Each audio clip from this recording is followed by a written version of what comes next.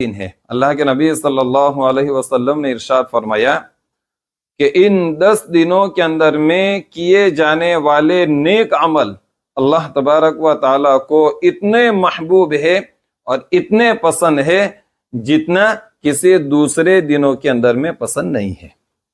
اور مزید اللہ کے نبی صلی اللہ علیہ وسلم نے ارشاد فرمایا کہ ذی الحج کے شروع کے جو 10 دن ہیں، ان 10 دنوں میں سے اگر کوئی انسان کسی ایک دن میں روزہ رکھتا ہے تو اسے 1 سال روزہ رکھنے کے برابر ثواب دیا جاتا ہے۔ اب اگر ہم شروع کے 9 دن روزہ رکھیں گے، 10ویں دن تو روزہ رکھنا نہیں ہے، اس لیے کہ 10واں دن یہ عید کا دن ہے اور عید کے دن روزہ رکھنا حرام ہے۔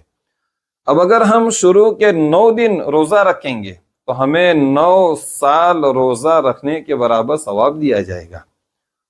اور رات کی فضیلت کے اندر میں اللہ کے نبی صلی اللہ علیہ وسلم نے ارشاد فرمایا کہ ذی الحج کی شروع کی 10 راتیں اتنی فضیلت والی راتیں ہیں کہ ایک رات کا جاگنا شب قدر میں جاگنے کے برابر۔